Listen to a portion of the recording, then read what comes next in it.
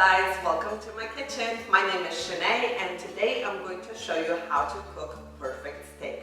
Two ways, on the stovetop and on the grill. Both of these methods work beautifully for any cuts of steak.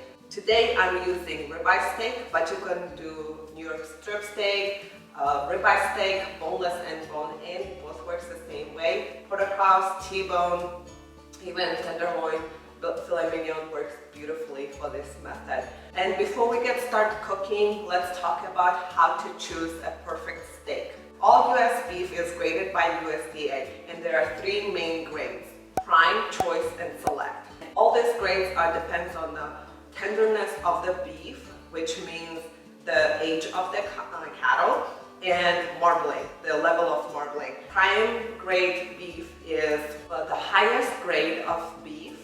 It has the most intramuscular fat in the steaks and usually sold to hotels and restaurants mainly. And if you can get a hold of it in your grocery store, you're lucky.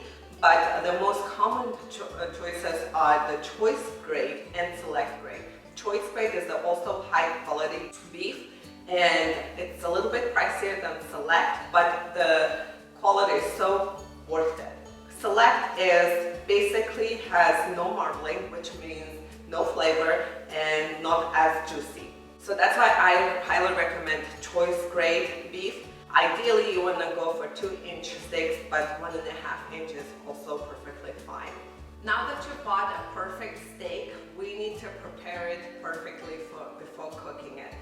Ideally, you want to take out your steaks out of the packaging the night before and place them on a tray and keep it in the fridge, salt it, and then keep it in the fridge overnight so that the surface dries out and it cooks better. And then salt can penetrate all the way inside. If you haven't done that, that's okay, but bring it out before, at least 1 hour prior to cooking. The next important thing is the time for salting. You don't want to salt those steaks whenever you feel like it because there's a little bit science involved.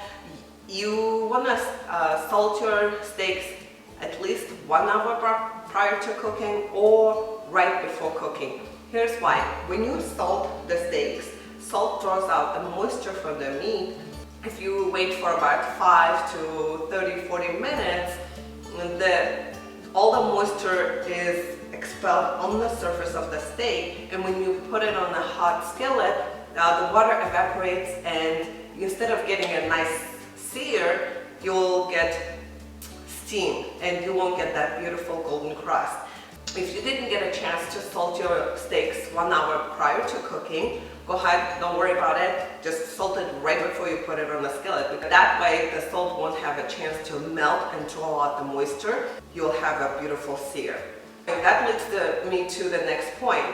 It's really important to preheat your skillet or the grill really well before you put your steaks on. You want the steaks hit the hot skillet and immediately start searing to build that beautiful golden crust.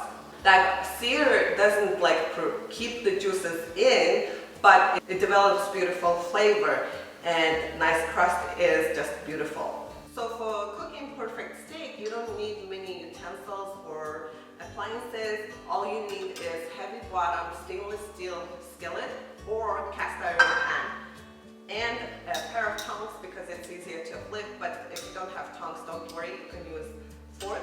And the most important thing is you want to have a meat thermometer. It's really important to get that perfect steak. I used to guess a lot before I investing into the meat thermometer. I would cut in and take a look, but when you cut it into the steak, it may look too rare, and you keep cooking, and when you take it out on the plate and rest it, and by that time it's already overcooked. So take the guessing game out and invest in a good meat thermometer. This is my favorite meat thermometer. It's Thermopen from Thermoworks. It may seem pretty expensive, but you have no idea how often I use this. So just the amount of use pays off right away. So I really recommend this. If you would like a link, I put it in the description below. Now the steaks are ready.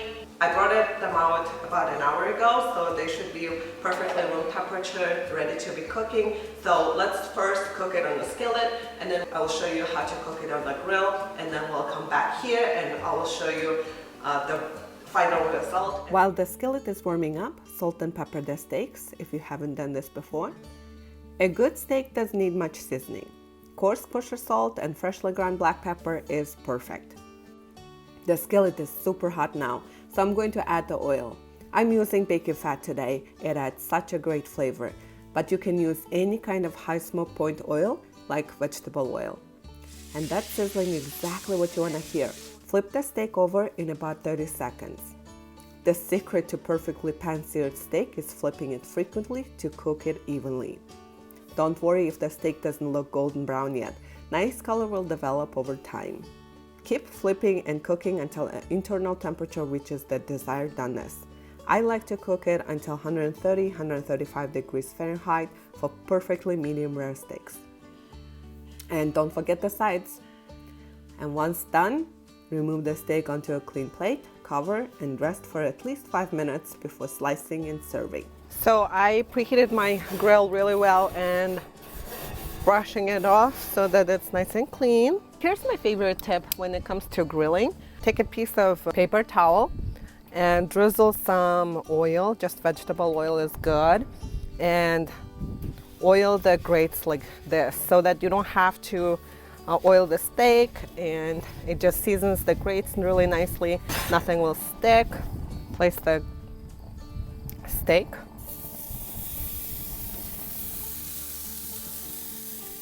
Good sizzle, this is what we want to see.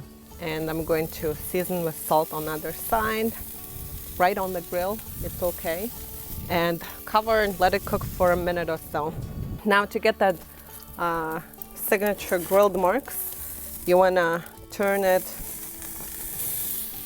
quarter turn and continue to sear for about another minute or so, and then we'll flip it over.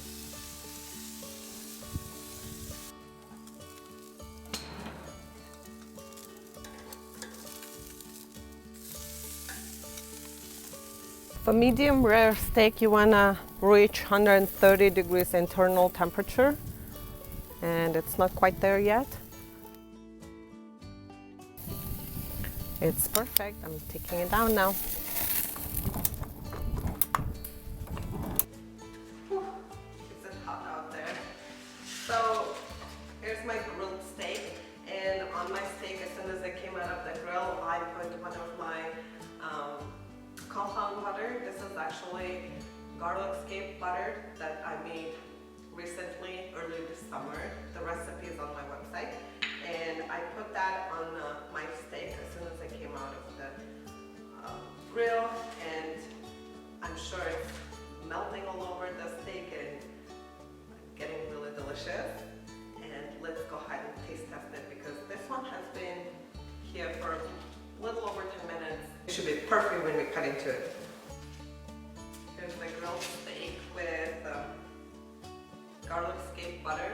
It smells so good, you guys, and I see the butter melted beautifully. Let's go ahead and cut into it, shall we?